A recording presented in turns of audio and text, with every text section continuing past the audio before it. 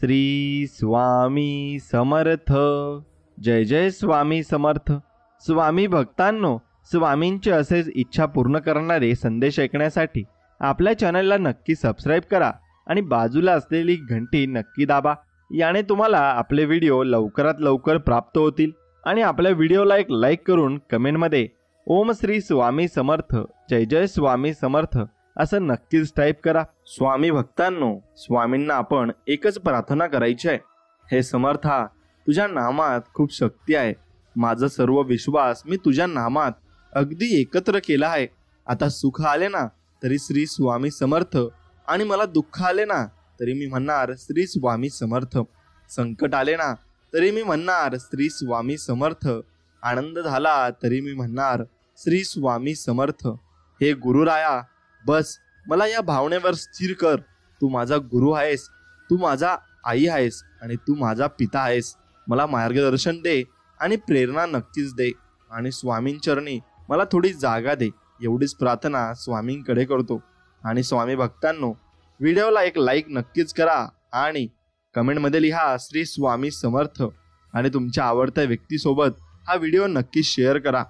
स्वामी भक्तांनो, मी स्वामींचरणी एवढीच प्रार्थना करील की तुमच्या सर्व मनोकामना, तुमच्या मनातील इच्छा या पूर्ण होत आणि स्वामी तुम्हाला सुखी, आनंदी आणि निरोगी ठेवत. ही स्वामींचरणी प्रार्थना. स्वामी कृपा सतत होत नसते. स्वामी कृपेला कधीही विलंब झालेला नसतो. आपण सर्व कृपेच्या स्रोतासोबत अखंड जोडलेलो आहोत आणि ती कृपा आपल्यापर्यंत, आपल्या सभोवताली असलेल्या लोकांच्या माध्यमातून आपल्यापर्यंत सतत पोहोचत असते. आपले प्रामाणिक प्रयत्न आणि कर्म करत असताना आपल्याला मात्र हे भान ठेवायचे आहे की आपले अंतर्मन एकमेकांसोबत जोडलेले आहे. आणि हे भान ठेवून प्रत्येकासोबत प्रेमाची, विश्वासाची आणि आनंदाची, शांतीची, कृतज्ञतेची नाते जोडायचे आहे. आणि एवढे तुम्हाला नक्कीच मात्र करायचे आहे. आयुष्यात इतरांच्या यशावर कधीच जळू नका आणि इतरांसारखं बनण्याचा प्रयत्नही कधी करू नका. प्रत्येक जण आपापल्या परीने आपला प्रवास पूर्ण करत असतो. यशाचे निकष प्रत्येकाचे वेगवेगळे ठरत असतात. आपल्या यशाचे निकष निश्चित करा आणि ते साध्य करण्याचे ध्येय नक्कीच तुम्ही मनात ठेवा. आणि आपल्या नजरेत आपण यशस्वी आहोत का याचं प्रश्नाचं उत्तर शोधण्याचा नक्कीच तुम्ही प्रयत्न करा. आणि नक्कीच त्या प्रश्नाचं उत्तरही तुम्हाला सापडेल. आणि स्वामी तुमच्या सर्व प्रश्नांची उत्तरे देण्यासाठीच तिथे बसलेले आहेत. स्वामी भक्तांनो, आत्मा स्थिर ठेवायचा असेल ना तर हृदयात परमात्मा असणं फार गरजेचं आहे. त्यामुळं आत्मा स्थिर असतो आणि मन शांत असतं. रस्ता चुकणे चुकीचे नसते, मात्र रस्ता चुकत आहे हे समजून पण त्याच रस्त्याने चालत राहणे चुकीचे आहे. विश्वास ठेवा की श्रम, संयम आणि नियम कधीच धोका देत नसतात. म्हणून यांच्यावर विश्वास ठेवायला शिका. एक शब्द आहे नशीब, याच्याशी लढून बघा आणि हरला नाही तर सांगा. अजून एक शब्द आहे स्वामी, आतुरतेने बोलून बघा आणि मनासारखं नाही झालं तर नक्कीच मला सांगा. स्वामी भक्तांनो, ज्या प्रकारे आभाळातून पडणारं पाणी कुठल्या तरी रस्त्याने समुद्रापर्यंत पोहोचतंच, त्याच प्रकारे निस्वार्थ भावाने केलेली सेवा आणि स्वामींची प्रार्थना कोणत्या ना कोणत्या मार्गाने स्वामींपर्यंत पोहोचत असते. आणि स्वामी ते नक्कीच बघत असतात. नामाने शंका व भीती नाहीशी झाली पाहिजे. नामात चूक होतच नाही, त्याचे फळ मिळतच शेवटी. आणि शेवटचे साधायचे असेल तर मग नंतर अंतकाळी नाम साधायचे आणि नक्कीच ते आपल्याला फळ मिळते. कालचे विसरावे, उद्याचा विचार करू नये आणि आज नाम सोडू नये. परिस्थिती व भोग चुकत नाहीत, पण समाधान राहायचे असेल तर नामाने ते टिकेल एवढं मात्र निश्चित आहे. जगात सात्विक वृत्तीने वागणारे पुष्कळ असतात, पण मी करतो हा अभिमान त्यांचाही सुटत नाही. मी भगवंताचे कृत्य भगवंताला अर्पण करतो असे म्हणतो, याचा सुद्धा अभिमान आपल्याला होतो. ज्याचे फळ आपल्या हाती नसते ते कर्म मी केले असे म्हणण्यात काय पुरुषार्थ आहे बरं, मला सांगा तुम्ही. म्हणून तुम्ही कधीही म्हणू नका की मी केले, मी करतो आणि मी करणार आहे. असं कधीही करू नका. देवाच्या कृपेने होत आहे, देवाच्या कृपेने होणार आहे आणि देवाच्या कृपेने मला सर्व काही मिळणार आहे हे नक्कीच तुम्ही मागा. स्वामी भक्तांनो, चेहऱ्यावरचे तेज हे तुमच्या अंतःकरणातील विचारांवर अवलंबून असते. मनात आत्मविश्वास असला की चेहरा तेजस्वी दिसतो. मनात इतरांविषयी प्रेम असलं की चेहरा सात्विक दिसतो.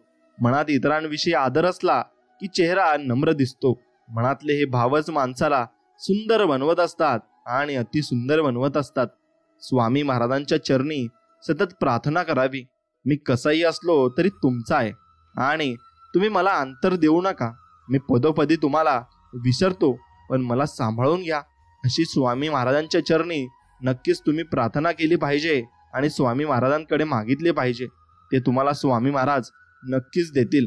खूप मोठे व्हा, अवघड आणि अवघड जग जिंका, परंतु सावली देणाऱ्या वृक्षाला आणि आधार देणाऱ्या माणसांना कधीच विसरू नका आणि त्यांना पूर्णपणे लक्षात ठेवा आणि त्यांचे उपकार कधी विसरू नका. कायमस्वरूपी एकमेकांशी प्रेमाने राहा. श्री स्वामी सेवा करा. सर्वांशी प्रेमाने राहा. सर्वांची मने जिंका. श्री स्वामी कार्यात मनापासून हातभार लावा. आपल्यामुळे कधीही कुणाचे मन दुखावले जाणार नाही या गोष्टीची जाणीव तुम्ही नक्कीच ठेवली पाहिजे. आपण स्वामींजवळ मागावे की तू वाटेल त्या स्थितीत मला ठेव, पण माझे समाधान भंगू देऊ नकोस. माझा मीपणा काढून टाक. तुझा विसर पडू देऊ नकोस. नामामध्ये प्रेम दे आणि तुझ्या चरणी दृढ श्रद्धा सतत टिकू दे. हे नक्कीच तुम्हाला वाटलं पाहिजे. ज्याचे कोणी नाही त्याला आधार देणारे आपले स्वामी समर्थ आहेत आणि जिथे अंधार आहे तिथे प्रकाश करणारे सुद्धा स्वामी समर्थ आहेत.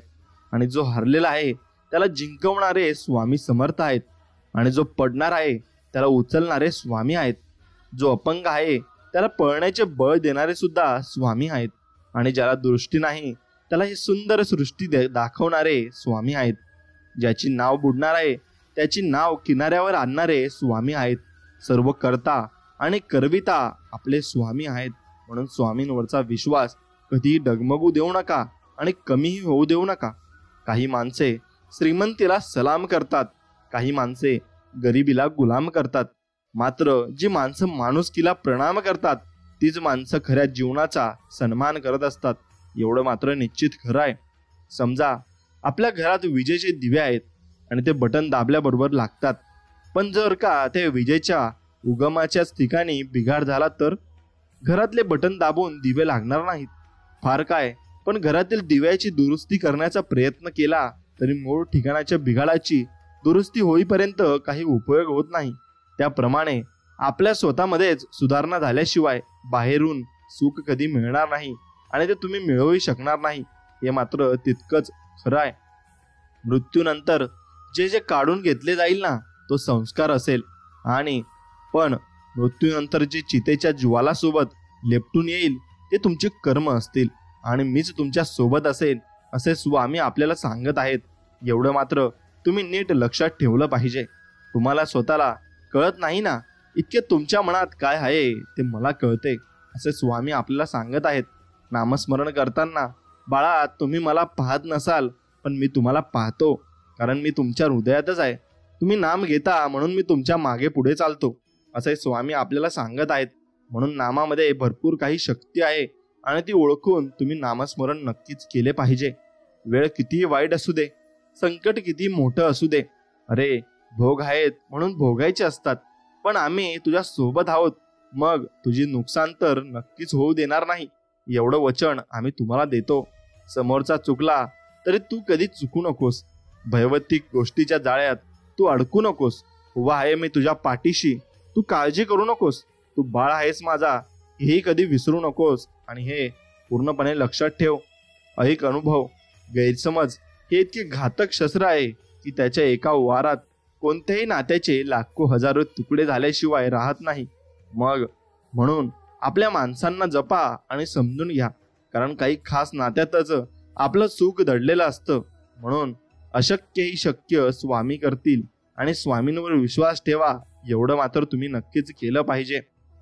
जीवनात संकटे येतील जातील, पण कष्ट करण्याची तयारी ठेवा. यश तुमच्या पायाशी लोटांगण घालेल आणि हे मिळालेले यश चिरकाल टिकणारे असेल आणि ते यश तुम्हाला मिळवून देणारे आपले स्वामी समर्थ असतील. त्यांच्यावरचा विश्वास कधीच कमी होऊ देऊ नका. ज्याच्यासाठी तुम्ही तयार आहात त्या गोष्टी स्वतःहून तुमच्याकडे येतात. हा निसर्गाचा नियम आहे. म्हणूनच तुम्हाला जे हवे आहे त्याची फक्त तयारी करा. स्वामींचे नामस्मरण करा. एकदा का तुम्ही तयार झालात की त्या गोष्टींना तुमच्या आयुष्यात यावेच लागते आणि यावेच लागणार आहे. एक लक्षात घ्या, काल पण, आज पण आणि उद्या पण जे निरंतर आपल्यामध्ये जिवंत असतं ते असतं बालपण, आणि ते आपण टिकून ठेवलं पाहिजे. आणि लहान मूल जसं निरागसपणे आणि अगदी सोजळवन मनाने आणि अगदी निर्मळ मनाने खेळत असतं आणि इकडे तिकडे बागडत असतं आणि अगदी निर्मळ मनाने कोणत्याही गोष्टी करत असतं, आपल्याला त्याचं भौतिक कौतुक वाटतं, तसंच आपण निर्मळ मनाने आणि लहान बाळाच्या प्रमाणे आपण देवाची भक्ती केली तर ते देवापर्यंत लवकर पोहोचते, कारण आपण ती मनाने करत असतो आणि निस्वार्थ वृत्तीने करत असतो. जेव्हा आपली नखं वाढतात तेव्हा आपण नखं कापतो, बोटं नाही. त्याचप्रमाणे जेव्हा गैरसमजातून नाती तुटायची वेळ येते तेव्हा अहंकार तोडा, नाती नाही. एवढं लक्षात ठेवा. मग स्वामी आपल्याला सोबत आहेत. फक्त आपल्याला भिवू नकोस, मी तुझ्या पाठीशीच नाही तर सदैव तुमच्या बरोबर आहे. फक्त आतुरतेने स्वामींना आपल्याला हाक द्यायची आहे. सेवा करायची असेल तर घड्याळ पाहू नका, प्रसाद घ्यायचा असेल तर चव पाहू नका, आणि स्वामींचे नामस्मरण करायचे असेल तर जागा पाहू नका, आणि कुठेही फक्त एकच मंत्र म्हणा, आणि तो म्हणजे श्री स्वामी समर्थ, जय जय स्वामी समर्थ. आयुष्याचे 5 नियम तुम्ही अगदी मनापासून लक्षात ठेवायला हवे. एक म्हणजे स्वतःची दुसऱ्याशी तुलना करू नका. जास्त विचार करणं बंद करा. भूतकाळातल्या नको त्या गोष्टींचा विचार करणं टाळा. दुसरे तुमच्याबद्दल काय बोलतात याचा विचार करू नका. सतत आनंदी राहा आणि मजेत राहा. हे 5 नियम लक्षात ठेवा आणि याप्रमाणे जगा, आणि अगदी मनमोकळेपणाने आपलं जीवन तुम्ही व्यतीत केलं पाहिजे आणि कोणाचंही टेन्शन नाही घेतलं पाहिजे. एवढं लक्षात घ्या, जे होणार आहे ते कोणी चुकू शकणार नाही. स्वामी सर्व काही नीट करतील, याच्यावर फक्त विश्वास ठेवा. मृत्यू म्हणजे दुःख नसून तो जन्माहून श्रेष्ठ आहे. ज्या परमेश्वराने इतका सुंदर जन्म दिला तो या जन्माचा शेवट वाईट गोष्टीत कधीच करणार नाही, एवढा विश्वास तुम्ही स्वामी समर्थांवर ठेवला पाहिजे. ध्यानी मणी स्वप्नी जये जो सदैव स्वामीशी, स्वामी समर्थ उभे राहती नित्य त्याच्या पाठीशी. आणि म्हणूनच तुमच्या ध्यानेमणी जर स्वामींचं नाव असलं तर नक्की शेवटपर्यंत स्वामी तुमच्यापर्यंत आणि तुमच्या सोबत उभे असतील, एवढे मात्र निश्चित आहे. तुझ्या वाटेत आडवे खूप येतील आणि पायात पाय घालून पडतील, त्यांना घाबरून तुझं उभं राहणं सोडू नकोस. गुरु पाहतायत तुला, नामस्मरण मात्र विसरू नकोस. नक्कीच आम्ही तुमच्या पाठीशी आहोत असं स्वामी वचन देत आहेत. निघून दे मनातले भय, असा दिन उजळू दे, निरागस तुझ्या लेकरांना मायेची साथ मिळू दे. स्वामी भक्तांनो, आयुष्यात दुःख किती असले तरी त्या दुःखातून आनंद शोधता आला पाहिजे, यालाच आयुष्य म्हणतात. नाहीतर मग तुम्ही पूर्णपणे दुःखी होऊन जाता, मग त्या गोष्टीला काही अर्थ उरत नसतो. स्वामींवर पूर्णपणे श्रद्धा ठेवा, म्हणजे ते तुम्हाला सर्व अडचणींतून मुक्त नक्कीच करतील. आणि विश्वासाने सर्व काही त्यांच्यावर सोपवा, म्हणजे ते तुमचे सर्व काही पाहतील. आणि हे ब्रीद वाक्य, सिद्ध वाक्य नेहमी स्मरणात असू द्या. भिवू नकोस, मी तुझ्या पाठीशी आहे. आणि वाक्य वाचल्यावरच एवढी हिंमत येते की विचारू नका. करता आणि करविता तुझी एक स्वामीनाथा, श्री स्वामी समर्थ, जय जय स्वामी समर्थ. असे आपण गुणगान आपल्या मनामध्ये गुंगत राहिले पाहिजे आणि सतत म्हणत राहिले पाहिजे. आपलं सुख कशात आहे हे शोधा आणि ते वाढवा, कारण समर्थ सांगून गेलेत, जगी सर्व सुखी असा कोण आहे, विचारी मना तूच शोधूनही पाहे. म्हणून कोण सुखी आहे हे तुम्हाला ओळखायचं असेल तर ते माणूस देवाचा जप करत आहे का, मग तू कोणताही देव असो, फक्त आपण जप आणि नामस्मरण केले पाहिजे. ते स्वामींपर्यंत पोहोचतेच. ज्यांनी तुम्हाला विनाकारण त्रास दिला आहे ना, तेच तुमचा आता ध्यास घेतील. आणि जे तुम्हाला कडवे बोलले होते ना आणि वाकडे बोलले होते ना, तेच तुमच्या आता गोडवे नक्कीच गातील, कारण स्वामी तुमच्या पाठीशी आहेत. जे निंदा करत होते ना, तेच तुमची आता स्तुती करतील. स्वामींचे बोट सोडू नका, सोन्याचे दिवस नक्कीच तुम्हाला येतील. अशक्य ही शक्य करतीलच स्वामी. म्हणून स्वामींचे बोट धरून ठेवा आणि स्वामींसोबत चला. स्वामी लहान बाळाप्रमाणे तुम्हाला सांभाळतील, एवढं मात्र निश्चित आहे. आणि हे लक्षात राहू द्या, दुसऱ्यांचं सुख हसून बघितलं की आपलं दुःख देव हळूहळू कमी करायला सुरुवात करतो, एवढं मात्र निश्चित आहे. दुसऱ्याचं मन दुखावून मिळवलेलं सुख कधीच आयुष्य सुंदर बनवू शकत नाही, हे निश्चित आहे. कुणाच्या वाईट विचारानं तुमचं काहीच वाईट होणार नाही, कारण तुमचा कर्ता आणि करविता तुमच्या पाठीशी उभा आहे आणि तो तुमचं सर्व काही बघत आहे. आता एक गोष्ट लक्षात घ्या, ढिगभर पैसा आला म्हणजे माणूस रॉयल होतो असे काही नसते. रॉयल होण्यासाठी माणूसच दुष्काळ अन्नाचा पडला तर माणूस मरतो, आणि मग दुष्काळ हा संस्काराचा पडला तर माणुसकीच मरते. एवढं लक्षात घ्या. म्हणून माणूस व्हायला शिका आणि माणुसकी जपायला नक्की शिका. ब्रह्मांड नायक स्वामी आपल्या पाठीशी आहेत ही अनुभूती तुम्हाला नक्कीच येईल. चांगले मित्र हे नेहमी गुरु समान असतात. मग ते वयाने लहान असोत वा मोठे, ते नेहमीच तुमच्या पाठीशी उभे असतात आणि ते तुम्हाला सांगत असतात की बाबा, नक्कीच आपण चांगल्या मार्गाने चाललं पाहिजे आणि चांगल्या मार्गाने आपण वाटचाल केली पाहिजे. आयुष्य हे एकेरी मार्गासारखं आहे. मागे वळून पाहू शकतो पण मागे जाता येत नाही. म्हणून आयुष्यातला प्रत्येक क्षण तुम्ही आनंदाने आणि वर्तमानात जगले पाहिजे. एवढे निश्चितच ध्यानात ठेवा. रानात तण आणि मनात जर तुमच्या ताण कधीच ठेवू नये. आणि रानातले तण पिकाचा नाश करून टाकते आणि मनातला ताण जो असतो ना, तो जगण्याचा सर्वनाश करून टाकतो. एवढं मात्र निश्चित आहे. आणि टेन्शन कधीच तुम्ही घ्यायचं नाही आणि कोणाला द्यायचंही नाही. आयुष्य बिंदास जगायचे, कुणाचे वाईट करायचे नाही, कुणाचे वाईट चिंतायचे नाही, कुणाच्या मागे वाईट बोलायचे नाही. फक्त स्वतःशी प्रामाणिक राहून जगायचं असतं. काही कमी पडत नाही आणि फरक तर अजिबात पडत नाही. कोणासाठी वाईट वाटून घ्यायचं नाही. लोकांची विविध रूपे असतात. सकाळची गोड बोलतात आणि रात्री कुणी काही डोक्यात भरवले की तोंड पाडून बसतात किंवा कुठल्या तरी लहान कारणासाठी नाराज होऊन ते बसतात. आणि ज्याच्याशी तुमचा काही संबंध पण नसतो. आजकाल लोक देवावर पण नाराज होतात. तर तुम्ही कोण हे तुम्ही विचार नक्कीच केला पाहिजे. रोज स्वतःला सांगा, आजचा दिवस सुंदर आहे. मी रोज जे काही करतो किंवा मला वाटते त्यापेक्षा मी बरेच जास्त काही करू शकतो. नुसती काळजी आणि दुःख करून काहीच होणार नाही. मी स्वतःला झोकून प्रयत्न केले तर मी नक्कीच समाधानी होऊन जाईल. रोजचे असे क्षण असतात जे आनंदाने भरलेले असतात. आज मी स्वतः आनंदी राहील आणि इतरांनाही आनंद देईल.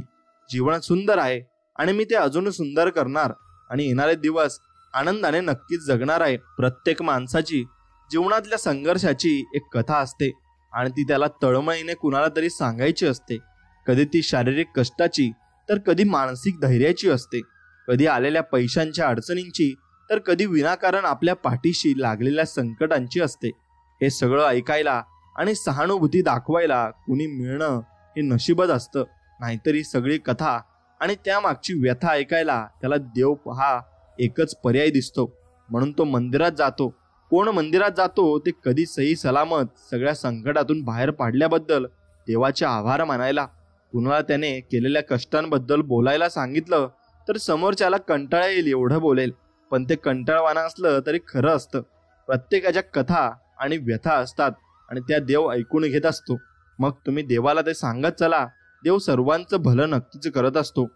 एक वेळ तुम्ही चेहऱ्याने सुंदर नसाल पण तुमचं मनाचं सौंदर्य प्रत्येकाला आकर्षित नक्कीच करत असतं. लोक स्वभावाच्या प्रेमात पडले की चेहऱ्याकडे बघण्यात अर्थ नसतो. परंतु तुम्ही दिसायला किती जरी सुंदर असले आणि तुमचे विचार जर कुरूप असले तर तुमचं शारीरिक सौंदर्य हे असून नसल्यासारखं असतं. तुमच्याच रूपाला मोहून तुमच्या सानिध्यात आलेले प्रत्येक व्यक्ती तुमचा स्वभाव बघून तुमच्या दूर निघून जात असतं. आणि त्यामुळे मन सुंदर करण्याचा प्रयत्न करा. कारण शरीराचा सौंदर्याला काळाची सीमा आहे. मनाच्या सौंदर्याची गुणगान तर मृत्यूनंतरही केले जाते. एवढे मात्र निश्चित आहे. हसणं विसरू नका. जगणं खूप सुंदर आहे. सतत सतत रुसू नका. एक फूल उमललं नाही म्हणून रोपाला तोडू नका. सगळं काही मनासारखं होतं असं नाही, पण जेव्हा मनासारखं झालं होतं ते दिवस कधी विसरू नका. सुटतात काही हात नकळत, पण जे हात आहेत सोबत त्यांना कधी सोडू नका. आणि हे वाईट दिवस नक्की सरतील. तुम्ही मात्र हसणं विसरू नका आणि कायम हसत राहा. एवढं मात्र निश्चित आहे. 7. आता काही व्यक्तींना तुमच्याकडून काहीच हवं नसतं, ना पैसा ना कसली मदत. फक्त जीवनातील कठीण काळात तुमची साथ हवी असते. तुमचे प्रेमाचे 2 शब्द आणि आपुलकी एखाद्याला खूप मोठं समाधान मिळवून देते. आणि या जगात आपण कोणीतरी आहे ही आपुलकी भावना निर्माण होते. म्हणून वेळोवेळी एकमेकांना साथ द्या, तरच जगणं सुंदर होईल आणि अगदी स्वच्छ मनाने तुम्ही जगू शकाल. आयुष्यात झटपट काहीतरी मिळावं आणि पटकन मोठं व्हावं असं प्रत्येकाला वाटत असतं. असं वाटणंही साहजिकच आहे म्हणा, पण आपलं वास्तवही विसरायला नको. झटपट काहीतरी मिळणं हे फक्त चित्रपटात होत असतं, वास्तविक आयुष्यात नाही. मुळात मोठं होण्यासाठी काही काळ स्वतःला जमिनीखाली गाडून द्यावं लागतं. नंतर जे काही मिळेल त्याचं समाधान हवं. आणि शेवटी तुम्ही जगलात ते वास्तव न मिळाल्याचं दुःख करत बसले तर जग सहानुभूती देऊ करेल आणि साथ नाही. म्हणून वास्तवात जगणं कधीही चांगलं आहे एवढं लक्षात ठेवा आणि मनात ठेवा. म्हणून तुम्ही कधी संकटकाळी तुम्हाला असं वाटेल की स्वामी समर्थ आपल्या सोबत आहेत की नाही, तर तुम्ही एक काम करा, फक्त तारक मंत्राचा जप करा. आणि तारक मंत्राचा जप अगदी चांगल्या प्रकारे करा. श्री स्वामी समर्थ तारक मंत्र याचे भरपूर काही अर्थ फायदे आहेत आणि ते जप करण्याची पद्धत आहे. हा श्री स्वामी समर्थांचा एक अत्यंत प्रभावी मंत्र आहे आणि या मंत्राचा अर्थ तारणारा असा आहे, म्हणून त्याला तारक मंत्र असं म्हटलंय. आणि हा मंत्र आपल्याला कोणत्याही संकटामधून वाचवू शकतो, म्हणून त्याला स्वामी समर्थ तारक मंत्र म्हणतात. तारक म्हणजे तारून नेणारा. तारक मंत्र म्हणजे एका अर्थाने संकटातून वाचवणारा मंत्र. आणि हा मंत्र म्हणल्याने मनातील सर्व चिंता आणि वेदना दूर होतात आणि जीवनात सुख समृद्धी आणि आनंद नक्कीच येत असतो. तारक मंत्राच्या सामर्थ्याचा अनुभव घेतलेल्या भक्तांनी त्यांचे वर्णन चमत्कारिक उपचार म्हणून केले आहे आणि जे जीवनाला वळण देण्यास सक्षम आहे, तसेच आत्मविश्वास निर्माण करून आपल्या जीवनात सकारात्मकता घेऊन येते. आणि थोडक्यात तारक मंत्र हा एखाद्याचे जीवन बदलण्याचे संतुलन निर्माण करण्यासाठी आणि परिपूर्ण आणि आनंदी अस्तित्वाकडे नेणारा एक प्रभावी मंत्र आहे. आणि म्हणून तो तुम्ही त्याचा जप नक्कीच केला पाहिजे. आणि स्वामी समर्थांचा तारक मंत्र आपल्याला भरपूर काही शिकवून जातो. आणि तारक मंत्राचा अर्थ आता मी तुम्हाला सांगणार आहे, तो तुम्ही नक्कीच ध्यान देऊन ऐका. श्री स्वामी समर्थ. आता निशंक होई रे म्हणा, निर्भय होई रे म्हणा या शब्दांनी भक्तांना निर्भय होण्याचा आशीर्वाद दिला आहे. म्हणून हे शब्द तुम्ही नक्कीच मनात ठेवले पाहिजे. आणि श्री स्वामी समर्थ या शब्दांनी श्री स्वामी समर्थांना नमस्कार केला जातो. नंतर प्रचंड स्वामी बळपाठीशी नित्य आहे रे म्हणा या शब्दांनी भक्तांना विश्वास दिला जातो की श्री स्वामी समर्थांची शक्ती नेहमी त्यांच्या पाठीशी असते. अतर्क्य अवधूत हे स्मर्तगामी या शब्दांनी स्वामी समर्थांच्या अवर्णनीय शक्ती आणि त्यांच्या स्मरणात असणाऱ्या भक्तांवर होणाऱ्या कृपेचा उल्लेख केला जातो. अशक्य ही शक्य करतील स्वामी या शब्दांनी भक्तांना विश्वास दिला जातो की श्री स्वामी समर्थ सर्व अशक्य गोष्टी शक्य करू शकतात. जिथे स्वामी चरण तिथे न्यून काय या शब्दांनी श्री स्वामी समर्थांच्या चरणात असणाऱ्या शक्तीचा उल्लेख केला आहे. आणि स्वयं भक्त प्रारब्ध घडवी ही माय. आता या शब्दांमध्ये श्री स्वामी समर्थांच्या कृपेने भक्तांच्या प्रारब्धाचे आणि कष्टाचे पालन होत असल्याचा उल्लेख नक्कीच केला आहे. आगे विना काळही नाणे येईन द्याला या शब्दांनी भक्तांना आश्वस्त केले आहे की श्री स्वामी समर्थांच्या आज्ञेविना काळही त्याला हात लावू शकत नाही आणि कोणी त्याचे वाईट करू शकत नाही. परलोकी ही ना भीती तयाला या शब्दांनी भक्तांना आश्वस्त केले आहे की स्वामी समर्थांच्या कृपेने त्यांना परलोकी भीती वाटणार नाही. उगाची भीतोशी भय हे पळू दे या शब्दांनी भक्तांना भय न बाळगण्याचा सल्ला दिला आहे. वसे अंतरी ही स्वामी शक्ती कळू दे या शब्दांनी भक्तांना श्री स्वामी समर्थांच्या शक्तीचा अनुभव घेण्याचा सल्ला दिला आहे. जगी जन्म मृत्यू असे खेळ ज्याचा या शब्दांनी भक्तांना श्री स्वामी समर्थांच्या शक्तीचे आश्चर्यकारक रूप दाखवले आहे. नको घाबरू तू असे बाळ त्याचा या शब्दांनी भक्तांना श्री स्वामी समर्थांच्या प्रेमळ रूपाची आठवण करून दिली आहे. आणि खरा होई जागा श्रद्धेसहित या शब्दांनी भक्तांना श्रद्धेची खरे राहण्याचा सल्ला दिला आहे आणि एकनिष्ठ राहण्याचा सल्ला दिला आहे. कसा होसी त्याविन तू स्वामी भक्त. आता भक्तांना श्रद्धांशिवाय स्वामी भक्ती शक्य नसल्याचे यात सांगितले आहे. आता आठव किती दिला मी त्यानीच साथ यात भक्तांना श्री स्वामी समर्थांच्या कृपेची आठवण करून दिली आहे. नको डगमगू स्वामी देतील हात. आता या शब्दांमध्ये भक्तांना श्री स्वामी समर्थांच्या कृपेचं आश्वासन दिलं आहे. आणि विभूती नमन नाम ध्यानादी तीर्थ या शब्दांनी श्री स्वामी समर्थांच्या भौतिक रूपाचे वर्णन केले आहे.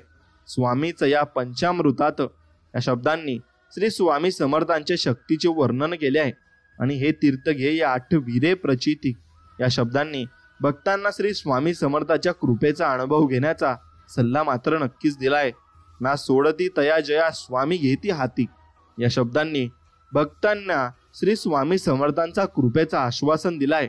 आणि उपसंहार, आता स्वामी समर्थ तारक मंत्र हा एक शक्तिशाली मंत्र आहे, जो भक्तांना सर्व प्रकारचा संकट आणि दुःखांच्या विरुद्ध संरक्षण आणि आधार प्रदान करतो. आणि असे मानले जाते म्हणून तुमच्या कोणत्याही संकटकाळी तुम्ही 11 वेळा स्वामी समर्थ तारक मंत्राचा जप करा आणि त्याच्यासमोर एक थोडंसं पाणी ठेवा. आणि ज्याला काही कुठल्या प्रकारचा किंवा आजार झाला असेल किंवा काही प्रॉब्लेम होत असतील तर त्या माणसाला ते प्यायला द्या. नक्कीच त्याचा अनुभव तुम्हाला येईल. श्री स्वामी समर्थांच्या तारक मंत्रांचे लाभ भरपूर आहेत. मनातील भीती नष्ट होते. या मंत्राच्या पहिल्या ओळीमध्येच निशंक हो निर्भय होय मनारे असे म्हटले आहे. म्हणून या मंत्राच्या पठणाने आपल्या मनातील सर्व प्रकारची भीती नष्ट होते आणि आपल्याला श्री स्वामी समर्थ महाराजांच्या शक्तीची जाणीव होते. सर्व कामे पूर्ण होतात. या मंत्रात म्हटले आहे ना, अशक्य ही शक्य करतील स्वामी. त्याप्रमाणेच आपली सर्व चांगली कामे या मंत्राच्या पठणामुळे पूर्णत्वास जातात आणि आपल्या मनोकामना पूर्ण होतात. आयुष्यात कशाचीही कमी भासत नाही. श्री स्वामी समर्थ महाराजांच्या तारक मंत्राच्या पठणाने आपल्याला आयुष्यात कशाची कमी भासत नाही आणि सर्व बाबतीत आपली प्रगती घडून येते. कारण जिथे स्वामींचे पाय आहेत तिथे कशाचीही कमी नसते हे सांगितलेले आहे. मृत्यूचे भय नष्ट होते. तारक मंत्राच्या पठणाने आपल्याला मृत्यूचे अजिबात भय वाटत नाही. तसेच अपमृत्यूपासून आपले रक्षण नक्कीच होते आणि श्री स्वामी समर्थ महाराजांवरील विश्वास वाढतो. या मंत्राच्या नियमित पठणामुळे आपला श्री स्वामी समर्थ महाराजांवरील विश्वास अधिकच दृढ होत जातो आणि यामुळे आपली भक्ती साधनेमध्ये प्रगती होत जाते आणि नक्कीच आपल्याला चांगलं वाटत असतं. संकटातून सुटका होते. प्रभावी अथवा तारक मंत्राचे रोज मनापासून पठण केल्यास आपल्या आयुष्यामध्ये संकटे येत नाहीत आणि जर संकटे आलीच तर त्याचा सामना करण्यासाठी आपल्याला शक्ती नक्कीच मिळत असते. श्री स्वामी समर्थ महाराजांची कृपा होते.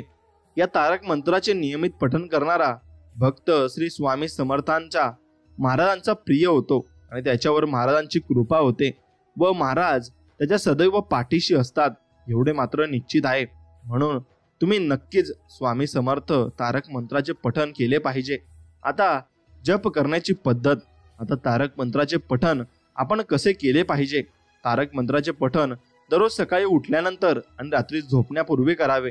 पठण करताना मन एकाग्र ठेवावे आणि श्री स्वामी समर्थ महाराजांच्या चरणी भाव ठेवावा. तारक मंत्र कधी म्हणावा? तारक मंत्र तुम्ही सकाळी उठल्यानंतर, संध्याकाळी झोपण्यापूर्वी आणि दिवसभरात कोणत्याही वेळी म्हणू शकता.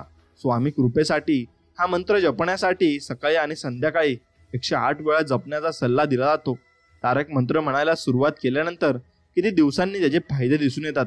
तारक मंत्र म्हणायला सुरुवात केल्यानंतर त्याचे फायदे लगेचच दिसून येतात आणि सुरुवात होते. मात्र हे फायदे वेगवेगळ्या लोकांमध्ये वेगवेगळ्या वेळी दिसून येतात आणि काही लोकांना काही दिवसातच त्याचे फायदे दिसून येतात तर काहींना काही महिने किंवा वर्षे लागू शकतात. आणि जितक्या जास्त मनोभावाने तुम्ही स्वामी भक्त कराल तितकेच परिणाम लवकर तुम्हाला दिसून येतील. तारक मंत्र म्हणायला कोणतेही नियम आहेत का? मग तारक मंत्र म्हणायला कोणतेही विशेष नियम नाहीत. मात्र मंत्र जपताना मन एकाग्र असणे आणि मंत्राचा अर्थ समजून घेणे भरपूर महत्वाचे आहे. तारक मंत्र म्हणायला कोणतेही नियम नाहीत म्हणून तुम्ही मोकळेपणाने आणि कधीही आणि कुठेही तारक मंत्र नक्कीच म्हणू शकतात आणि फक्त तो तुम्ही मनापासून म्हणायचा आहे आणि अगदी मनापासून स्वामींची भक्ती करायची आहे. तारक मंत्र म्हणायला कोणतेही नियम नाहीत म्हणून लक्षात घ्या. स्वामी आपल्याला सांगत असतात की तुम्ही नामस्मरण करा, कुठेही करा, कशीही करा, फक्त करायला महत्व आहे. तारक मंत्र जपताना कोणती माळ वापरावी? तारक मंत्र जपण्यासाठी माळ वापरण्याबद्दल नियम नाही. मात्र तुम्ही तुळशीची माळ, कमलगट्टाची माळ व स्फटिकाची माळ इत्यादी माळ वापरणे शुभ मानले जाते. म्हणून एक लक्षात घ्या, तारक मंत्रामध्ये अपार सामर्थ्य आहे जे केवळ शारीरिकच नाही तर मानसिक शांती देखील प्रदान करते आणि असे मानले जाते की स्वामी समर्थांची दैवी ऊर्जा तारक मंत्रामध्ये गुंतलेली आहे आणि जे भक्तीने त्यांचे पठण करतात त्यांना सर्व व्याधीतून बरे स्वामी समर्थ करत असतात. स्वामी समर्थांच्या तारक मंत्राची मंत्र विविध आव्हानांनी एक उपाय असल्याचे सिद्ध झाले आहे आणि ज्यामुळे नैराश्याचा सामना करणाऱ्या किंवा जीवनाची वाट हरवलेल्या व्यक्तींना नक्कीच यातून मार्ग भेटत असतो आणि त्यांना स्वामी मार्ग दाखवत असतात. म्हणून आपले स्वामी सर्व काही शक्य करू शकतात. फक्त स्वामींचे नामस्मरण आपण केले पाहिजे एवढे स्वामींचे म्हणणे असते. आणि स्वामी आपल्याला संबोधत असतात की बाळा, तू माझे नामस्मरण कर, म्हणजे तू मला बोलव, मी नक्कीच धावून येईल. पण तू मला बोलवतच नाहीस, मग मी तुझ्या संकटात कसे धावून येणार आहे, असे स्वामी आपल्याला सांगत आहेत. म्हणून स्वामींना हाक मारणे तेवढेच महत्वाचे आहे आणि स्वामींना बोलवणे तेवढेच महत्वाचे आहे. म्हणून काही नाही केले तरी चालेल, पण एकदा तारक मंत्र दिवसातून म्हणा आणि श्री स्वामी समर्थ हा जप 108 वेळा म्हणा. नक्कीच तुम्हाला याचा अनुभव येईल आणि तुम्ही चांगल्या मार्गाला लागाल आणि तुमच्या जीवनातून संकटे वजा होऊन जातील.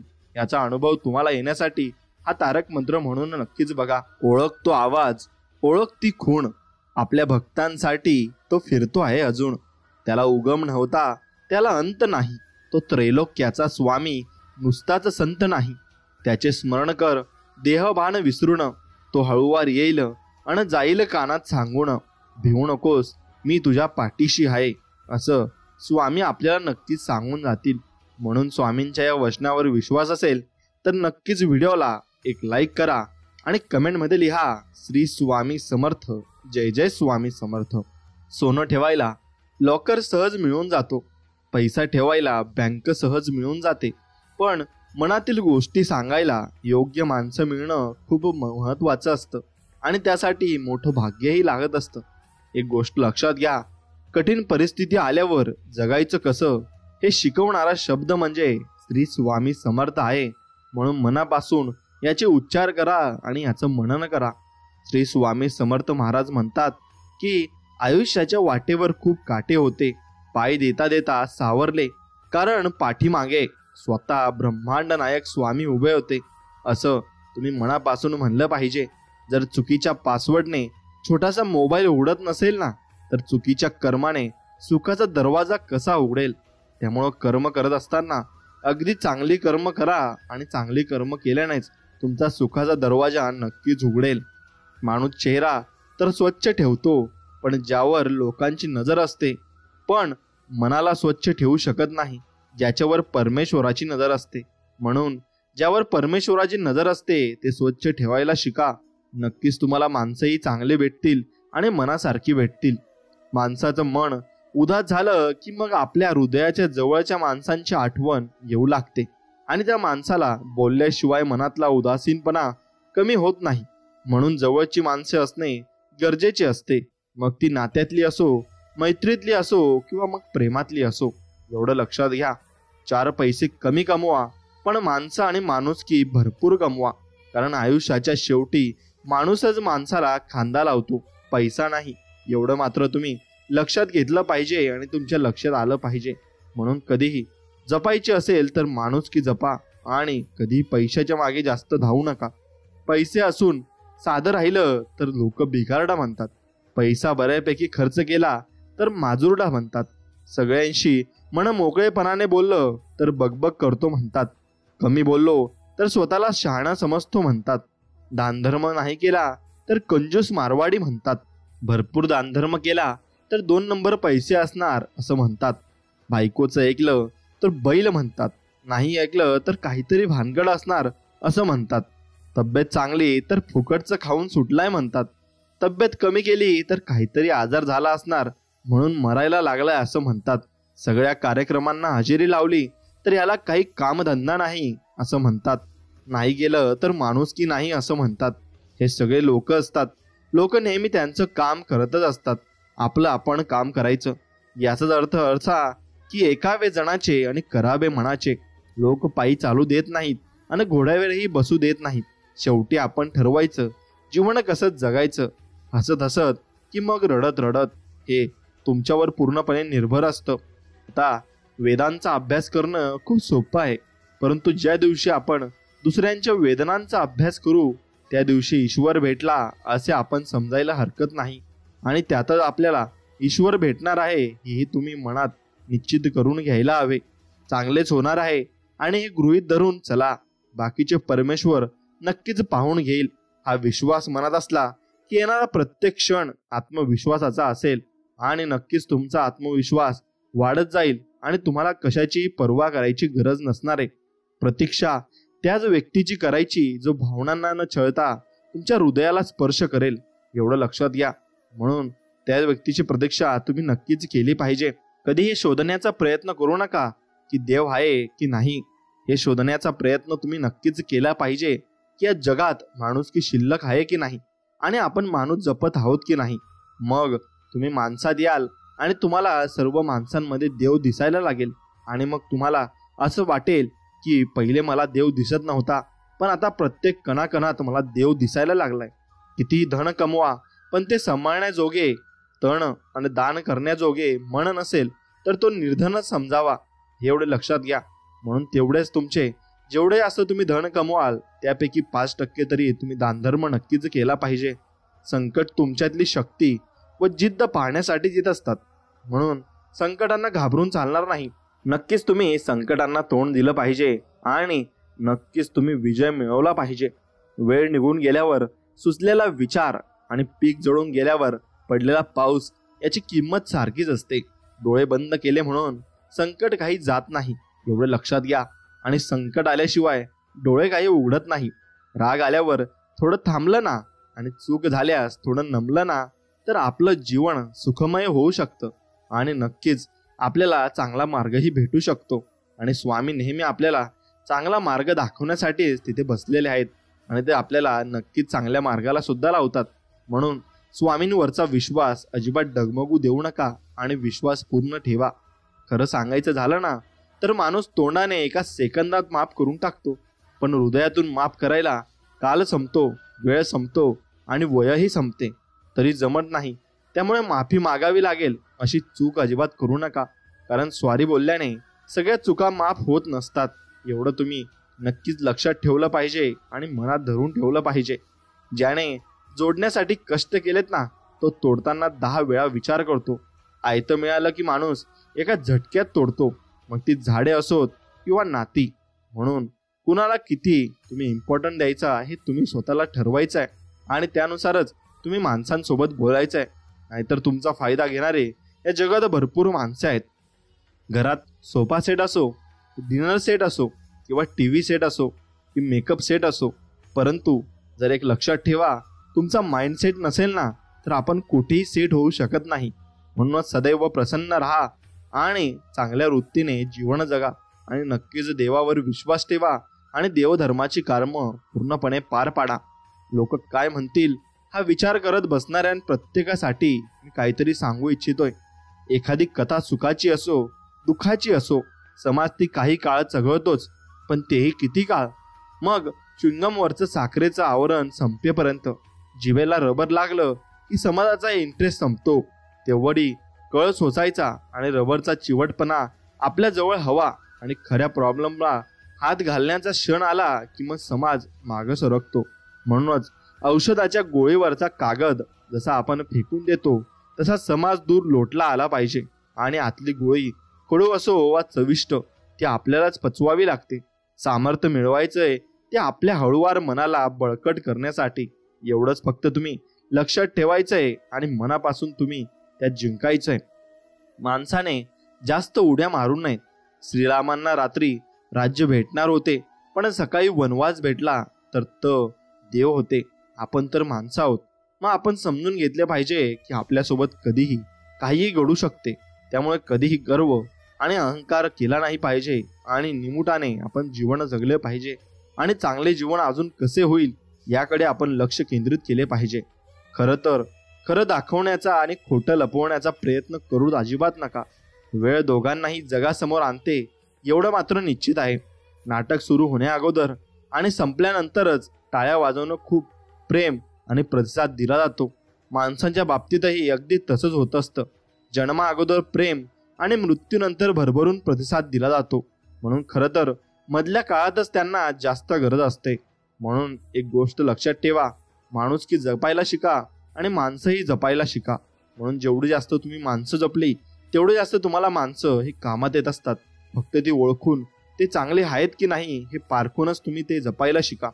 खूप स्वप्न तुटतात, जे व्हायचंय ते होत नसतं. साऱ्या अपेक्षा इच्छा मातीमोल होतात. जे ठरवलं होतं ते काहीच होत नाही. साऱ्या गोष्टी मनाविरुद्ध घडायला लागतात आणि अवघड आणि आवड निवड हा पर्याय उरत नाही. अशा परिस्थितीत बहुतांश लोक डिप्रेस होतात आणि नकारात्मक विचारांच्या विळख्यात सापडतात. मात्र काही लोक असतात जे नेहमी होप ठेवतात. त्यांना नेहमी वाटत असतं की नक्की पुढे काहीतरी चांगलं होईल, वाईट वेळ निघून जाईल, सर्व स्वप्न, इच्छा, अपेक्षा पूर्ण होतील. आणि असं घडतं. वाईट वेळ निघून जातो आणि थोडी वाईट वेळ पाहिली की सर्व सुख जुळीत येऊन पडतात. अपेक्षापेक्षा जास्त भेटतं आणि निराश न होता थोडे प्रयत्न करत राहिलं की साऱ्या गोष्टी व्यवस्थित होतात. काही मनाविरुद्ध दिवस सोसले की मनासारखे दिवस आपोआप नक्कीच आपल्याला येत असतात आणि ते येतीलही. एवढं मात्र निश्चित आहे, आयुष्य हे एकदाच आहे. मीपणा नको, सर्वांशी प्रेमाने राहायला हवे. सोनं वितळते की दागिने बनतात, माती नरम झाली की शेती बनते, पीठ नरम झाले की पोळी बनते. अगदी अशाच प्रकारे माणूस नम्र झाला ना की लोकांच्या हृदयात त्याची जागा आपोआप बनत असते. म्हणून नम्र व्हायला शिका. जेवढे जास्त तुम्ही नम्र व्हाल तेवढे जास्त माणसं तुम्ही जोडू शकाल आणि माणसांच्या मनामध्ये चांगलं तुम्ही घर नक्कीच करू शकाल. ज्या माणसांच्या गरजा कमीत कमी असतात ते नेहमी समाधानातच असतात. आपल्याला जे मिळणार आहे ते मिळाल्याशिवाय राहणार नाही आणि ते न मागता मिळणार आहे. आणि जे कधीच मिळणार नाही ते जंग जंग पछाडलं तरी मिळणार नाही. निसर्ग आणि नियती देण्यासाठी आतुर आहे. तुमच्यात आणि नियतीच्या मध्ये जर काही अडथळा येत असेल तर तो अडथळा म्हणजे तुमचे पसरलेले हात आणि मागण्या. एवढं लक्षात घ्या. इतकं प्रामाणिक आयुष्य जगावं की स्वतः देवाने आपल्या प्रेमात पडलं पाहिजे. आणि एखाद्या गोष्टीची कल्पना जरी आपण आपल्या मनात केली ना तरी ती गोष्ट अलगद देवाने आपल्या ओंजळीत टाकली पाहिजे. एवढं निर्मळ मनाने आणि सात्विक मनाने आपण देवाची भक्ती केली पाहिजे. आणि देवाची भक्ती करत असताना मनात आपला कसलाही कंचक नको किंवा कसलाही विचार नको. फक्त निर्मळ मन हवं आणि प्रेम हवं. जसं लहान मूल अगदी प्रेमाने आणि एकचित्ताने खेळत असतं तसंच आपण भक्ती केली पाहिजे. मित्रांनो, सगळ्यांना एक दिवस या पृथ्वी तलावरून जायचं आहे. म्हणून कशाचाही तुम्ही गर्व करू नका. मृत्यू, या मृत्यूविषयी मी 2 शब्द आपल्याला सांगतो. आयुष्यात 2 मिनिटे सुद्धा कोणी माझ्याजवळ बसलं नव्हतं. आज सगळे माझ्याजवळ बसले होते. कोणी एक गिफ्ट सुद्धा मला कधी दिले नव्हते. आज फुलांवर फुले मिळत होती. एक साधा रुमाल सुद्धा कोणी मला दिला नव्हता. आज पांढरी शुभ्र कापडे एकावर एक मला दिली जात होती. 2 पावलं कधी कोणी माझ्याबरोबर चालायला तयार नव्हते. आज पूर्ण समाज माझ्याबरोबर चालत होता. आज मला कळाले मृत्यू किती सुंदर आहे ते आणि मी उगाचच जगत होतो. म्हणून एक लक्षात घ्या, संकटकाळी प्रत्येकाच्या संकटात उभे राहा आणि कधी तुम्ही माघार घेऊ नका. तेच तुमचं जीवन असतं आणि तेच समजायला तुम्हाला नंतर मृत्यूनंतर कळायला लागतं. प्रारब्ध म्हणजे कृतकर्माचे फळ असतात. हे चांगले वा वाईट असू शकते. सुखाचे भोग आले तर माणसाला काही वाटत नाही, पण दुःखाचे प्रसंग आले की मनुष्य म्हणतो मी देवाचे एवढे केले, मी अमक्या अमक्या सत्पुरुषाचा आहे, मग मला असे दुःख का भोगावे लागते बरं. पण त्याला हे समजत नाही ना की हा सर्व आपल्याच कर्माचा परिणाम आहे. त्याला देव किंवा संत काय करतील बरं. प्रारब्धाचा संबंध देहापर्यंतच असतो, मनाशी नाही. जो संतांची आणि किंवा सद्गुरूंची मनापासून आज्ञा पाळतो त्याचे प्रारब्ध हे प्रारब्ध रूपाने राहत नाही. एवढे मात्र निश्चित आहे. एक विचार तुमच्यासमोर मांडतो ते बघा. दुसऱ्यांच्या ताटातलं हिसकावून खाण्यात एखाद्याला आपली शान वाटते तर कुणाला आपल्या ताटातलं दुसऱ्याच्या तोंडात भरवण्यात समाधान वाटत असतं. म्हणून हा फक्त आपल्या संस्काराचा फरक असतो. हा खेळ संस्कार, समज आणि मानसिकतेचाच आहे. परंतु एक गोष्ट मात्र पक्की आहे की दुसऱ्याचं हिसकावून खाणाऱ्याचं पोट कधीच भरत नाही आणि वाटून खाणारा कधी उपाशी राहत नाही. एवढं मात्र निश्चित आहे. माणसाच्या आयुष्यातील सर्वात दुःखाचा क्षण म्हणजे जिथे आपली काही चूक नसताना किंवा काही संबंध नसताना आपल्याला चुकीचं ठरवलं जातं आणि आपल्याला वेगळी वागणूक दिली जात असते. ते दुःख माणूस कधीही सहन करू शकत नाही. एवढं मात्र निश्चित आहे. स्वभावाला औषध असतं पण ते रोज घ्यायचं असतं. अधीरातला सोडून थोडं धीरानं घ्यायचं असतं. संतापातला ताप सोडून मनातलं संत करायचं असतं. मनातला हट्ट सोडून नातं घट्ट करायचं असतं. माझ्यातला मी सोडून तिच्यातला तिला जपायचं असतं. आपलं बोलणं सोडून कधी समोरच्याचंही ऐकायचं असतं. एकाच दिवशी नाही तरी हळूहळू बदलायचं असतं. थोडं थोडं का होईना रोज प्रेम मात्र द्यायचं असतं. एकाचा राग दुसऱ्यावर न काढता समोरच्याला नक्कीच आपण समजून घ्यायचं असतं आणि तरच नाती टिकत असतात आणि सर्व काही नीट पार पडत असतं. म्हणून समजणे आणि समजवणे फार महत्त्वाचे आहे. जेव्हा अडचणीत असाल तेव्हा प्रामाणिक राहा. जेव्हा आर्थिक परिस्थिती चांगली असेल तेव्हा साधे राहा. जेव्हा एखादं पद किंवा अधिकार असेल तेव्हा विनयशील राहा. जेव्हा अत्यंत रागात असाल तेव्हा अगदी शांत राहा. यालाच आयुष्याचे सुयोग्य व्यवस्थापन असे म्हणतात. म्हणून तुम्हाला हे चिरकाल टिकणारं असतं. मग कष्टाची भाकर आपल्याला गोड लागली, लुटावे कुणाला कधीच जमलेच नाही. चेहरा आरशासारखा स्वच्छ होता, मुखोटा लावणे जमलेच नाही. जे लाभले ते आनंदाने स्वीकारले, कष्ट नाकारणे कधी जमलेच नाही. जीवन साधे सरळ आहे. भूल थापा मारणे, खोटे बोलणे, फसवणे जमलेच नाही. प्रत्येक वेळी तुमच्यासारख्या प्रेमळ माणसांची मोठ बांधली आणि आजपर्यंत काही कमी पडलेच नाही. एवढे मात्र निश्चित आहे, वेळेचा अर्थ तुम्हाला नक्कीच कळायला हवा. आयुष्याचा अर्थ प्रत्येकासाठी वेगवेगळा असतो. ज्ञानी माणसांसाठी आयुष्य म्हणजे एक स्वप्न असतं. मूर्ख माणसांसाठी आयुष्य म्हणजे जुगार असतो. श्रीमंत माणसांसाठी विनोद, तर गरिबासाठी आयुष्य म्हणजे एक शोकांतिका असते. परंतु यापैकी कोणीही असो, त्यांनी कोणत्याही भावनेच्या अतिरेकात आयुष्यात वेळेचा अपयोग केला तर मग त्यांच्या आयुष्याच्या अर्थाची अदलाबदल व्हायला वेळ लागत नाही. कारण आयुष्याचं घड्याळ काळाच्या रेतीच्या वाळूने भरलेलं असतं आणि वेळेची किंमत नाही केली की मग तुम्ही कोणी का असेना. आयुष्याचे अर्थ सगळ्यांसाठीच बदलतात आणि ते वेगवेगळे होत असतात. म्हणून तुम्ही निश्चितपणे जगायला हवं आणि आयुष्याचं गणित आणि वेळेचा सदुपयोग करून तुम्ही जीवन नक्कीच जगलं पाहिजे. माणूस म्हणून जगणं यात वेगळं काय असतं हो? माणुसकीचं जीणं, सगळ्यांच्याच दुःखात थोडं सामील होणं, प्रत्येकाच्याच आनंदात आनंदाने सहभागी होणं, इतरांच्या विचारांशी आपले विचार जुळवणं, परोपकाराच्या कृतीतून जीवन सार्थ करणं, अहंकाराच्या पुढ्यात नम्रतेनं मात करणं, तत्व माझी माझी न करता पंचतत्वांना आठवणं, कितीही जगलास राजा तरी सोपं नाही देहाला कृत्यार्थ करणं. खूप जन्मानंतर असतं हा देह प्राप्त होणं आणि देह गणपतीचं तो मातीचा, त्याचं अटळ आहे विसर्जन होणं. या जगात देव बनणं सोपं पण कठीण आहे माणूस होणं, एवढं मात्र निश्चित आहे. म्हणून तुमच्या मनामध्ये नेहमी माणुसकी तुम्ही जपून ठेवली पाहिजे आणि जेवढी जास्त तुम्ही माणुसकी जपून ठेवाल तेवढे जास्त तुम्हाला या प्रकृतीमधून फळे मिळत जातील आणि सर्व काही तुम्हाला प्राप्त होत जाईल. म्हणून माणुसकी जेवढी जास्त जपली तेवढे जास्त तुम्ही माणूस जोडाल आणि सर्व काही तुम्हाला चांगलं आणि नीट दिसू लागेल आणि प्रकृती तुम्हाला अगदी चांगली दिसू लागेल. कोणत्याही कृतीमागे कपट नसेल तर तो गुन्हा नाही.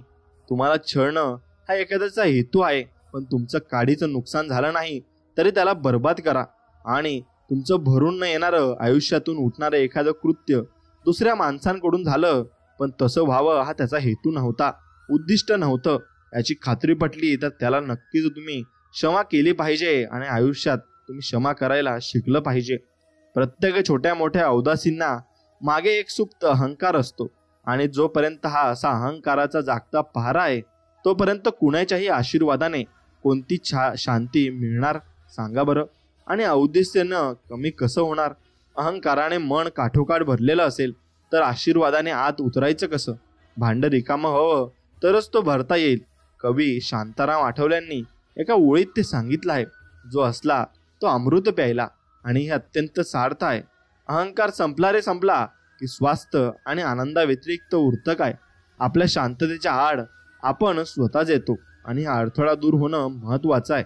कबीर ह्यालाच सहजयोग असे म्हणतात, हे तुम्ही लक्षात घेतलं पाहिजे. आता मी तुम्हाला काही गोष्टी सांगतो, त्या तुम्ही निवांत ऐका. नक्कीच तुम्हाला खरोखरच छान वाटेल आणि नवीन आयुष्यामध्ये डोकावल्यासारखं वाटेल. कुणाच्या सांगण्यावरून आपल्या मनात एखाद्या व्यक्तीबाबत चांगले व वाईट मत बनवण्यापेक्षा आपण स्वतः 4 पावले चालून समोरासमोर त्या व्यक्तीशी संवाद साधून मगच तुम्ही खात्री केली पाहिजे. नाती जपण्यासाठी संवाद आवश्यक आहे. बोलताना शब्दाची उंची वाढवा, आवाजाची उंची नाही. कारण पडणाऱ्या पावसामुळे शेती पिकत असते, विजांच्या कडकडाटामुळे नाही. मग वाहतो तो झरा असतो आणि थांबतं ते डबकं असतं. डबक्यावर डास येतात आणि झऱ्यांवर राजहंस येतात. निवड आपलीच आहे. कुणा वाचून कुणाचे काहीच अडत नाही. जे जरी खरे असले ना तरी कोण कधी उपयोगी पडेल हे नक्कीच सांगता येत नाही. डोकं शांत असेल तर निर्णय चुकत नाहीत आणि भाषा गोड असेल ना तर माणसं अजिबात तुटत नाहीत. जे तुम्हाला मदत करायला पुढे सरसावतात ते तुमचे काहीही देणे लागतात म्हणून नव्हे, तर ते तुम्हाला आपलं मानतात म्हणून आहे. मोर नाचताना सुद्धा रडतो आणि राजहंस मरताना सुद्धा गात असतो. दुःखाच्या रात्री झोपी कुणालाच लागत नाही आणि सुखाच्या आनंदात कुणीही झोपत नाही. याला जीवन असं म्हणतात. किती दिवसाचे आयुष्य असते, आजचे अस्तित्व उद्या नसते. मग जगावे ते हसून खेळून, कारण या जगात उद्या काय होईल ते कुणालाच माहिती नाही. म्हणून तुम्ही नेहमी आनंदी आणि हसत खेळत राहिले पाहिजे, तरच जीवनाचा अर्थ आणि जगण्याचा अर्थ आपल्याला कळत असतो.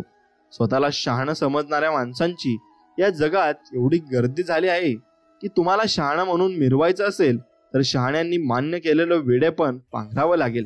पण तुम्हाला जर विशिष्ट ठरवायचं असेल तर स्वतःचा वेगळा मार्ग शोधावा लागेल आणि तो मार्ग साहजिकच समाजमान्य मार्गापेक्षा वेगळा असायला लागेल. आणि हा मार्ग शोधण्याची वेळ आता नक्कीच तुमच्यावर आली आहे आणि ती वेळ तुम्ही नक्कीच त्याचं सोनं केलं पाहिजे. स्वप्न तशीच असतात, ती तशीच ठेवावीत. स्वप्नांचे रंग मोजता येत नाहीत, स्वप्नांची छायाचित्र म्हणून नयेत. छायाचित्र सप्तरंगात कोणता येतात आणि रंगांनी ओथंबलेली छायाचित्र थोड्याच वेळात जुनी का वाटतात आणि स्वप्न कायम टवटवीत का वाटतात? तर स्वप्नात एक जास्तीचा रंग असतो आणि त्याचं नाव अंतरंग असतं, एवढं मात्र निश्चित आहे. म्हणून तुम्ही कोणताही प्रयत्न करण्याच्या वेळी तुम्ही फक्त तुम्ही स्वतःला पुश केलं पाहिजे आणि पुढे ढकललं पाहिजे. तेव्हा तुम्हाला आपोआप चांगल्या गोष्टी मिळत जातात. जेव्हा आरसा आपल्या चेहऱ्यावरील डाग दाखवतो तेव्हा आपण आरसा नाही फोडत तर तो डाग साफ करतो. तसेच एखाद्याने आपल्यातील दोष दाखवून दिले की आपण त्याची साथ सोडायची नसते, तर ते दोष दूर करण्याचा प्रयत्न करून यशस्वी जीवन जगायचे असते. कारण आपल्यातील दोष तोच दाखवतो जो आपल्याला खूप जवळून ओळखत असतो आणि तोच आपल्याला सर्व काही मार्ग दाखवत असतो. पण ते आपल्याला वाईट वाटत असते. असे कधीही तुम्ही करू नये, एवढं मात्र निश्चित आहे. मनासारखी गोष्ट होण्यात मनाचं समाधान होत नाही. काहीतरी वाईट घडणार असं मनात आलं की बुद्धी काम करायला लागते आणि निर्बुद्ध माणसाला सुद्धा स्वतःच्या बुद्धीचा गर्व असतो. ज्याच्या कुवतीप्रमाणे तो जो बुद्धी चालवतो आणि दुष्ट म्हणणारा आणखीन दृष्ट होतो. लबाड माणूस जास्त लबाडाचं कारस्थान रचायला लागतो, तर सरळ स्वभावाची माणसं जास्त प्रखर, अधिक स्पष्ट वक्ती, अधिक परखड नक्कीच म्हणत असतात. माणसाला जन्माला घालण्यामागे त्याला छळावं अशीच काही नियतीची इच्छा नसते. ती प्रत्येकाला काही ना काही देते, बाकीचं आपण मिळवायचं असतं. दिवसाचे 11 तास हे हात जर राबले तरच 1 तास नियतीकडे काही मागण्यासाठी पसरण्याचा त्यांना हक्क आहे. आपणही नियतीला मदत करायची असते, मग काही कमी पडत नाही. हे हात मदतीसाठी आहेत सगळ्यांच्या, म्हणून प्रत्येकाला तुम्ही नक्कीच या हातांनी मदत केली पाहिजे. माणूस आयुष्यभर वेगवेगळे मुखवटे वापरतो. स्वतःच्या अस्तित्वापेक्षा समाजात त्याची जी प्रतिमा तयार झाली आहे ती प्रतिमा अवंग राहावी यासाठी धडपडतो. स्वतःच्या निर्माण केलेल्या प्रतिमेच्या मोहातून तो ज्या दिवशी सुटेल त्या दिवशी त्याची आणि जीवनाची पहिल्यांदा नक्कीच भेट होईल आणि त्याला सर्व काही कळेल. देण्याची सवय लावून घेतली की येणं आपोआप सुरू होतं. मग तो मान असो, प्रेम असो वा वेळ असो. ज्याच्याशी बोलताना आनंद दुप्पट होतो आणि दुःख अर्धे होते तीच माणसे आपली असतात आणि बाकी फक्त जग आहे, एवढं लक्षात ठेवा. देवाने आपल्या शरीराची रचनाच अशी केली आहे की आपण स्वतःची पाठही ठोकू शकत नाही आणि स्वतःला लाथही मारू शकत नाही. म्हणूनच तर माणसाला हितचिंतकाची आणि निंदकाची नेहमीच आवश्यकता असते. तेव्हाच त्याच्यामध्ये भरपूर काही बदल दिसू लागतात आणि बदल होत असतात. प्रवास आयुष्याचा, आयुष्य म्हणजे असतो एक प्रवास जो सुरू होतो आपल्या जन्मापासून आणि कदाचित मरणानंतरही संपत नाही. अनेक उन्हाळे पावसाळे पाहायला मिळतात या प्रवासात. काही सुखाचे क्षण अनुभवायला मिळतात तर काही कायमचा धडा शिकवून जातात. काही स्वप्ने नकळतपणे पाहिली जातात तर काही जाणून बुजून पण अनेकदा त्यातली काही स्वप्ने अर्धवटच राहून जातात. अशा या प्रवासाच्या पुस्तकात काही पाने नकळत जोडली जातात तर मग काही कोरीच राहून जातात आणि मग शेवटी या कोऱ्या कागदांचे तयार होते फक्त वेगळेच पुस्तक, ज्याला आपण नाव देतो आयुष्याचे पुस्तक. मित्रांनो, जीवनाबद्दल मीही विचार करतो तेव्हा माझा संदर्भ मला सापडत नाही. अनेक माणसं अनेक गोष्टी सुख शोधत असतात आणि परंतु मला कशातच अंतिम सुख शांती दिसत नाही. घटनांचे अर्थ लागत नाही आणि या धावपळीचे अर्थ कळत नाही. आपण कोण, आपल्या जगण्याचा हेतू काय, आपली नाती, विचार, महत्वाकांक्षा यांचे ओझे उरावर घेऊन जन्मभर का वणवण करायची हे कळत नाही. अर्थात या प्रश्नांची उत्तरे माहीत नाहीत हे मला माहीत आहे. ही परंपरा आहे, हे असेच चालते, याला काहीच इलाज नाही. सगळ्यांना गौतम बुद्धाप्रमाणे अंतिम ज्ञानप्राप्ती होणार नाही. तरी या प्रश्नाचे डंक कधी कधी मनाला अस्वस्थ करून सोडतात आणि जीवनाची क्षणभंगुरता, नश्वरता मनात एका प्रकारची उदास खिन्नता निर्माण करते आणि आपले जीवन हे एक पोकळ शून्य वाटू लागते. तरी मी अनेक गोष्टीत रस घेतो. काव्य, संगीत, साहित्य, खेळ व मित्र या सगळ्यात असून नसल्यासारखा असतो. म्हणून जीवनाची मजा तुम्ही पुरेपूर घेतली पाहिजे आणि पुरेपूर आनंदित तुम्ही नक्कीच राहिलं पाहिजे. आयुष्य जपण्याचे आणि जगण्याचे सोपे गणित आहे. जिथे आपली कदर नाही तिथे तुम्ही कधीच जायचे नसते. जे आपल्याला पचत नाही ते कधीच खायचे नसते.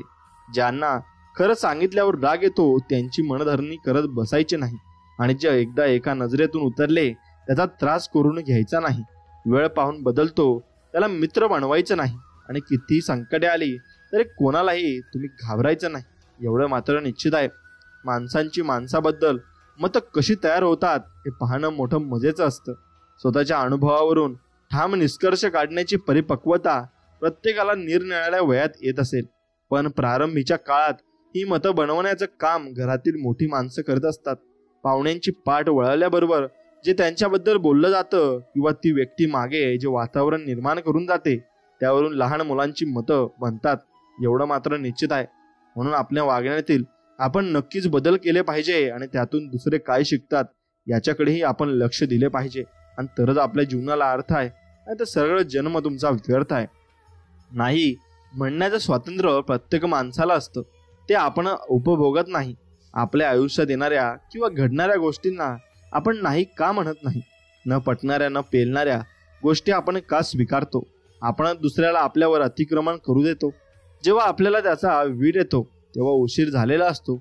आणि जेव्हा आपल्याला त्याची चटक लागते तेव्हा इतरांचा इंटरेस्ट आपल्यातून मग संपलेला असतो. समजून घ्या या गोष्टी. कोणताही डॉक्टर तुम्हाला आरोग्यदायी नाही बनवू शकत.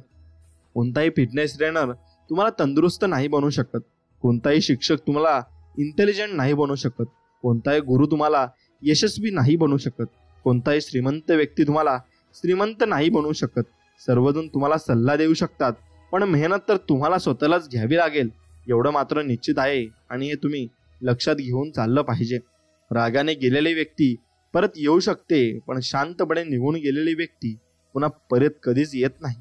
म्हणून कोणाला इतका पण त्रास तुम्ही देऊ नका की ती व्यक्ती शांतपणे कायमची निघून जाईल आणि आपण फक्त बघत राहू. स्वतःचा चेहरा ओळखण्यासाठीही आरशाची मदत घ्यावी लागते. आरशा इतक्या विश्वासू ट्रस्टी जगात दुसरा कोणी नाही. आपण आरसा व्हायचं, त्यात मनाचं प्रतिबिंब पाहायचं. क्रोध, स्पर्धा, हेवा, मत्सर, प्रेम सगळी रूप पाहायची. आपण आपल्या मनाचं द्रष्टे व्हायचं. अफरातफर करायची नाही. मन खरं तर प्रकट होतं. बायको, मुलगा, आई, बाप सगळे नाती स्पष्ट होतात. कोणी किती जागा अडवली आहे ते नक्कीच तुम्ही पाहायला हवं. ओठात एक आणि पोटात एक असं कधी वागायचं नसतं. आपण जसे आहोत तसंच बाहेर तुम्हाला दिसायचं असतं. वाईट असलं तरी स्पष्ट मत तुम्ही मांडायचं असतं. दिसायला भारदस्त असणं हे आपल्या हातात नसतं. विचारांनी भारदस्त असणं हेच आपल्या हातात असतं. खरं वागणं, विचारांची परिपक्वता हे चांगल्या व्यक्तिमत्वाचं नक्कीच चांगलं लक्षण आहे. आता चिखलात पाय फसले तर नळाजवळ जावे परंतु नळाला पाहून चिखलात जाऊ नये. एवढं मात्र निश्चित तुम्ही केले पाहिजे. आणि तसेच जीवनातही वाईट परिस्थिती आली तर पैशांचा उपयोग करावा परंतु पैसा बघून वाईट मार्गावर तुम्ही जाऊ नये आणि वाईट मार्गाला तुम्ही काही करू नये. एवढं मात्र निश्चित आहे. नातं सुंदर असण्यापेक्षा पक्क असावं जिथे हक्काने सुख आणि दुःख वाटता यावं. कुणाच्या सांगण्याने तुटणारं नसावं. विश्वासाने भरलेलं असावं. संकटकाळी धावून येणारं असावं. आनंदाच्या वेळी जळणारं नसावं.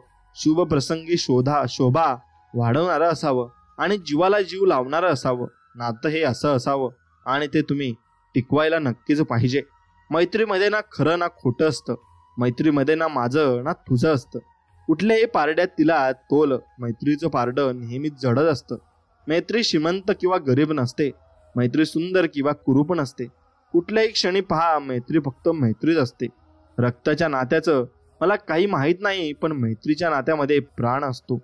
म्हणून कदाचित रक्ताची नाती मरतात, पण मैत्रीची नाती सदैव टिकून असतात आणि ती शेवटपर्यंत टिकत असतात.